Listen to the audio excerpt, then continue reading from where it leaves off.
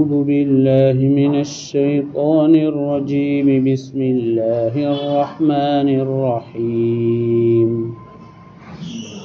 ألم تر أن الله يعلم ما في السماوات وما في الأرض ما يكون من نجوى ثلاثة إلا هو رابعهم ولا خمسة إلا هو سادسهم ولا أدنى من ذلك ولا أكثر إلا هو معهم أينما كانوا ثم ينبئهم بما عملوا يوم القيامة إن الله بكل شيء عليم ألم تر إلى الذين نهوا عن النجوى ثم يعودون لما نهوا عنه ويتناجون بالإثم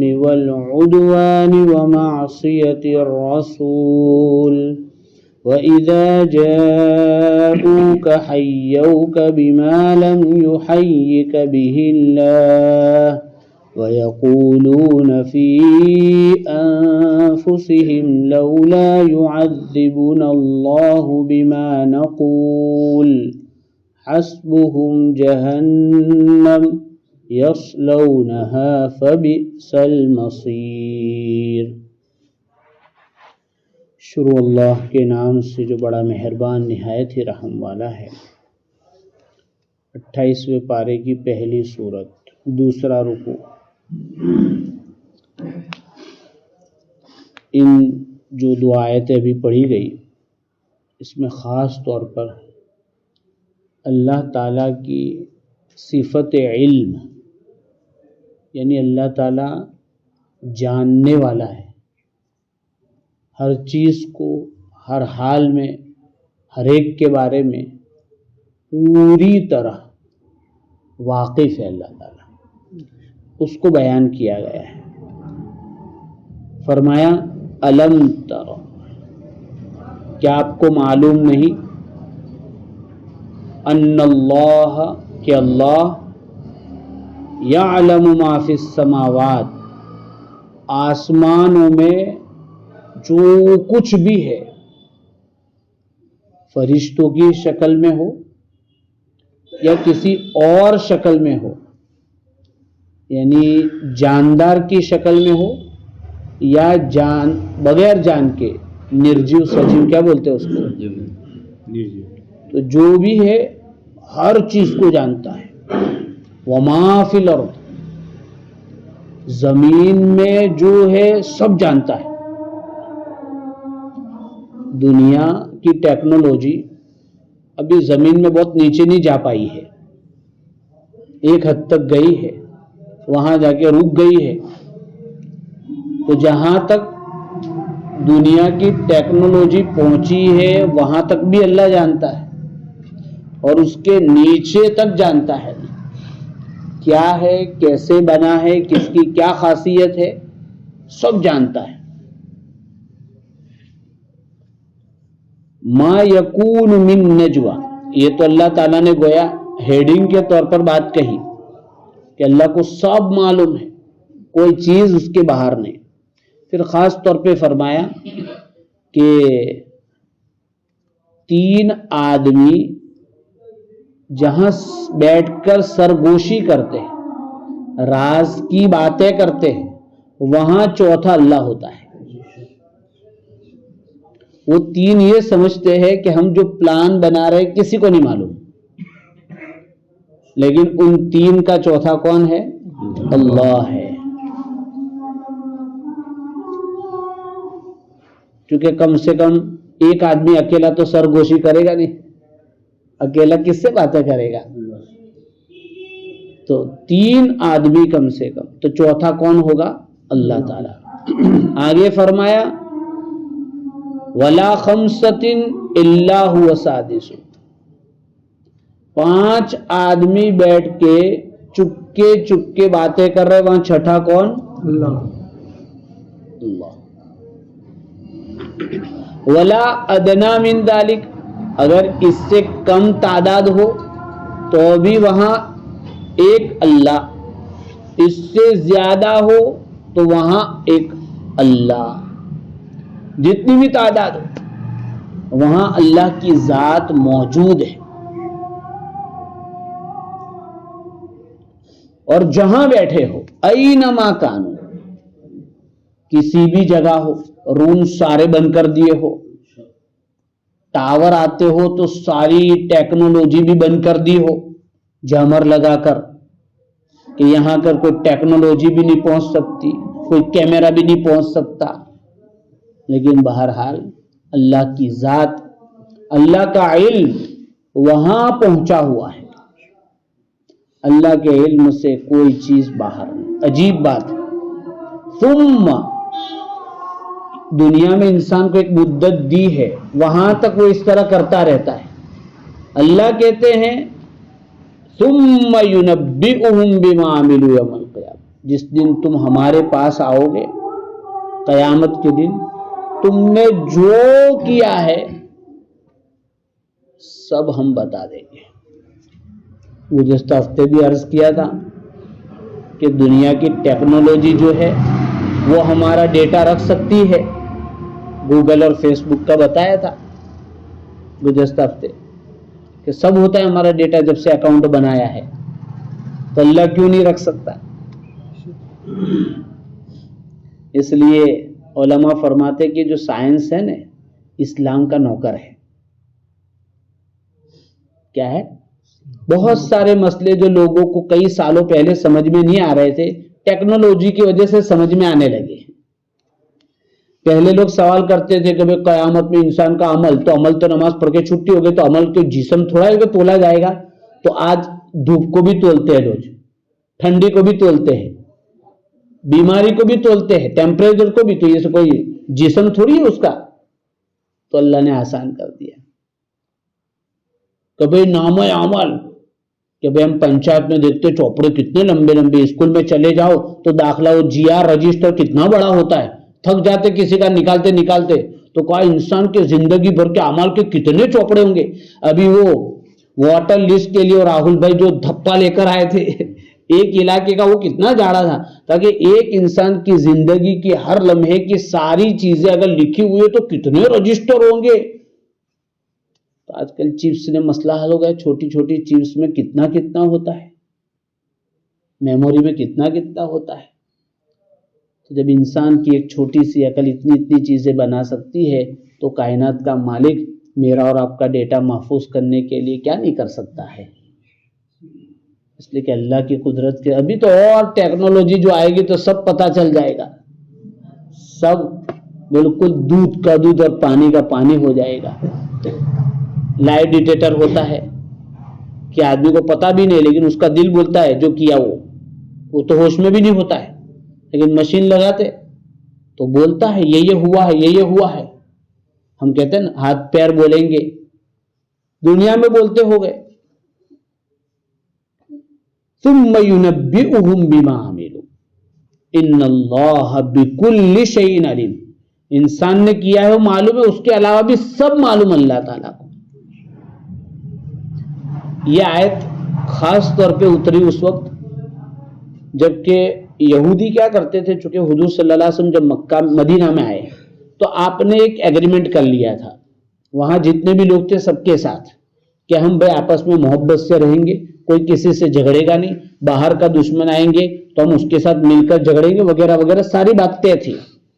تو اب یہود اس ایگریمنٹ کی وجہ سے ستا نہیں سکتے تھے تو دوسرا انداز اختیار کیا کہ جب کوئی مسلمان گزرتا وہاں سے تو دو یہودی آپس میں مل کے باتیں کرتے،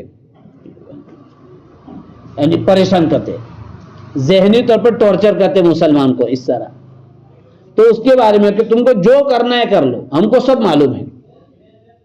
اس کے بعد جب حضور صلی اللہ علیہ وسلم کو اس کی اطلاع ہوئی تو حضور صلی اللہ علیہ وسلم نے ان کو منع کیا کہ بھئی تم ایسی حرکتیں مت کرو. لیکن ظاہری بات ہے یہود کبھی مانا ہے؟ آج بھی سنتے ہیں نا کتنے معاہدے توڑتے ہیں. ابھی یہ جو آخری صلح ہوئی ہے اس میں جتنی بھی دفعات ہے، قلم ہے، سب کے خلاف ورزی کی ہے، اس نے سب کے خلاف ورزی کی ہے. اور اس صلح کے بعد کئی لوگوں کو مار ڈالا ابھی تک. 400 کا فگر آیا ہے اور اس سے زیادہ بھی ہوگا, کم تو ہوگا ہی نہیں. تو پھر کہا الم تر الی الذین نہوا عن النجوى, کیا آپ نے دیکھا نہیں ان لوگوں کو کہ جن کو سرگوشی سے منع کیا تھا, ثم یعودون لما نہوا عنہ, لیکن پھر بھی وہی سرگوشیوں میں لگے ہوئے جس سے منع کیا تھا. اور پھر سرگوشی بھی کیسے کرتے, چلو اچھی کرے تو ٹھیک ہے. وَيَتَنَاجَوْنَ بِالْإِثْمِ, گناہ کی پلاننگوں کی سرگوشی کرتے کہ اپنے ایسے کریں گے ایسے کریں گے ایسے کریں گے. وَالْعُدْوَانِ, ظلم کی سرکشی کی, لوگوں کو ستانے کی سرگوشی کرتے ہیں. وَمَعْصِيَةِ الرَّسُولِ, اور حضور صلی اللہ علیہ وسلم جو وقت کے نبی ہے وہ جو باتیں بتا رہے اس کے خلاف ورزی کی پلاننگ ہو رہی ہے. اور پھر اس سے آگے کیا, وَإِذَا جَاءُوكَ حَيَّوْكَ, یہ لوگ جب اے نبی آپ کے پاس آتے ہیں, حَيَّوْكَ, تو آپ کو سلام کرتے ہیں. کیسا سلام؟ بِمَا لَمْ يُحَيِّكَ بِهِ اللَّهُ, اللہ نے جو سلام نہیں کیا ہے ایسا. یعنی بھائی سلام میں تو دعا ہے نا, السلام علیکم ورحمۃ اللہ وبرکاتہ, یہ دعا ہے کہ تم پر اللہ کی سلامتی ہو, اللہ کی رحمت ہو, اللہ کی برکت ہو. یہ اللہ کی طرف سے سلامتی ہے. تو اللہ نے جو دعا دی وہ نہیں. یہ لوگ کیا کرتے تھے, آ کے منہ دبا کر السلام علیکم, سلام نہیں بولتے, السامو بولتے تھے. السامو اس کا معنی موت, یعنی گویا حضور پاک صلی اللہ علیہ وسلم کو آ کے موت کی بد دعا دیتے کہ تم مر جاؤ. ایسے بدماش تھے یہ لوگ. یعنی ایک نبی مانتے تھے لیکن چونکہ ان کو معلوم تھا کہ بھئی اسحاق علیہ السلام کی اولاد میں نہیں آیا اس لیے نہیں مانیں گے ہم, تو ایسے آ کے تو اس طرح آتے تھے. لیکن حضور صلی اللہ علیہ وسلم کیا کرتے تھے کہ کیا پڑھنے کا ان کے پیچھے, کیا پڑھنے کا, کتے کی دم ٹیڑی کی ٹیڑی ان کے پیچھے کیا پڑھنے کا, یوں کر کے. تو ایک دن حضرت عائشہ رضی اللہ تعالی عنہا بھی تھی اور اس نے دور سے, تو حضرت عائشہ نے سن لیا کہ کیا بول رہا ہے. تو حضرت عائشہ نے فائرنگ شروع کر دی کہ تو مرے تیرے اوپر لعنت ہو. تو حضور صلی اللہ علیہ وسلم نے کہا عائشہ نرمی سے نرمی سے نرمی سے, کیوں اتنی بھڑک گئی؟ تو کیا آپ نے سنا نہیں وہ کیا بولا, وہ ایسا ایسا بول رہا ہے. تو کہ تو نے نہیں سنا, میں نے کیا جواب دیا اس کو. حضور صلی اللہ علیہ وسلم نے خالی علیکم کہہ دیا کہ تو جو مجھے کہہ رہا ہو تیرے اوپر آوے. کافر کا جواب یہی ہے, علیکم, خالی علیکم, یا پھر یہدیکم اللہ, اللہ تجھے ہدایت دے, ہداک اللہ, اللہ ہدایت دے تجھ کو, یہ بولے یہ دے. تو حضور صلی اللہ علیہ وسلم نے پھر حضرت عائشہ سے کہا کہ میری تو بد دعا اس کے قبول ہو جائے گی, اس کی قبول ہونے والی ہے, اس لیے ٹینشن مت لے, تو اپنی زبان مت خراب کر ایسے لوگوں کے لیے. بہرحال تو ایسا کرتے تھے. وَيَقُولُونَ فِي أَنفُسِهِمْ, اور اپنے دل میں کیا کہتے تھے, لولا يعذبنا اللہ بما نقول, کہ ہم جو باتیں کرتے ہیں اس پر عذاب کیوں نہیں ملتا ہم کو, جو کہ ہم باتیں تو غلط ہی کر رہے ہیں. تو اندر ہی اندر کہ ہم یہ نبی کو بھی کیا کر رہے ہیں, بد دعا دے رہے اور اٹھ پٹانگ کام کر رہے, پھر بھی ہم پر اللہ کا عذاب کیوں نہیں آ رہا ہے. تو آیت کہہ رہے حسبہم جہنم, یہاں پکڑ آئی نہ آئی کوئی بات نہیں, دنیا ہے, ہر ایک کو جینے کا موقع ملے گا اپنی اپنی زندگی, لیکن جہنم کافی ہو جائے گی. حسبہم جہنم, جہنم یعنی کیا جہنم, سوچ نہیں سکتے جہنم کیا. دنیا کی نہ ہم آگ برداشت کر سکتے ہیں, نہ ٹھنڈی برداشت کر سکتے ہیں, نہ بھوک برداشت کر سکتے ہیں, نہ بیماریاں برداشت کر سکتے ہیں. سمجھے, خالی فلٹر پانی پینے والا کبھی فلٹر نہیں آیا تو کھارا پانی نہیں پی سکتا, وہ وہاں خون اور پیپ کیسے پیے گا وہ. تو جہنم تو ہم سوچ ہی نہیں سکتے, اپنے بس کی بات ہی نہیں ہے. اس لیے اللہ سے ہمیشہ اس سے پناہ ہی مانگتے رہنے چاہیے کہ اللہ ہم سب کو اس سے پناہ عطا فرما دے. فرمایا یصلونہا, یہ جہنم میں جائیں گے, جلیں گے اندر. فبئس المصیر, ان کے ٹھہرنے کی جو جگہ ہے بہت بری ہے. تو یہ جہنم ہے اور یہ منافقین کی عادت. اب ہمیں بھی چاہیے, یعنی 2-3 باتیں جو ہمیں لینے کی ہے. قرآن کے تو ہر لفظ لینے کا ہے, لیکن جو خاص طور پہ ایک تو یہ سمجھنا ہے کہ اللہ کو ہر چیز معلوم ہے. دنیا کے سارے انسانوں کو ہم اور آپ دھوکہ دے سکتے، اللہ کو نہیں دے سکتے. اس لیے اللہ کے ساتھ چالاکی کا کوئی مطلب نہیں ہے. اللہ سے ہمارا معاملہ کلیئر ہونا چاہیے. ہم سود کھا کر سمجھ رہے ہو کہ اچھا کام کر رہے، کسی بہن بھائی کا حق کھا کر یہ سمجھ رہے ہو اچھا کام کر رہے، تو یہ ہم کسی کو نے اپنے آپ کو دھوکہ دے رہے ہیں. اللہ کے وہاں تو دودھ کا دودھ اور پانی کا پانی ہو جائے گا. تو ایک بات یہ سمجھنی ہے. دوسری بات یہ کہ سرگوشیاں آپس میں بیٹھ کر فلاں کے بارے میں جو ادھر ادھر کے پلان لوگ بناتے، اس سے بھی ہمیں بچنا چاہیے. ہاں، سرگوشی کس کی کرنی چاہیے؟ آگے آیت آئے گی. نیکی کی کرنی چاہیے کہ یار ہمارا فلاں دوست ہے، ہماری ہر محفل میں ہوتا ہے لیکن نماز میں نہیں آتا، چلو اس کے لیے کچھ کرتے ہیں. یہ سرگوشی، یہ پلان سوچنے کا ہے. اکیلے بیٹھ کے بھی، 2 آدمی بیٹھ کے بھی، 3 آدمی بیٹھ کے بھی، یہ کرنے کا کام ہے. ایسی سرگوشی اللہ کو پسند ہے. خود آگے فرمایا یا ایھا الذین آمنوا، اے ایمان والو، اذا تناجیتم، جب تم سرگوشی کرو، فلا تتناجوا بالاثم والعدوان ومعصیۃ الرسول، ان منافقوں کی طرح گناہوں کی، ظلم کی اور نبی کی معصیت کی سرگوشی مت کرو. وتناجوا بالبر والتقوی، نیکی کی پلاننگ کرو اور تقوی کی پلاننگ کہ میرے اندر تقوی کیسے آ جاوے، میں نیک کیسے بن جاؤں، میرے گھر والے نیک کیسے بن جاوے، اس کے لیے آدمی سرگوشی کرے. واتقوا اللہ، اللہ سے ڈرو، الذی الیہ تحشرون، جس کے پاس تم سب کو جا کے جمع ہونا ہے. اللہ تبارک و تعالی ہم سب کو اللہ کی صفت علم کا استحضار عطا فرماوے اور تنہائیاں بھی ہماری اچھی بناوے اللہ، اور جلوتیں بھی اچھی بناوے. موت سے پہلے موت کی تیاری کی توفیق عطا فرماوے. سبحان اللہ و بحمدہ.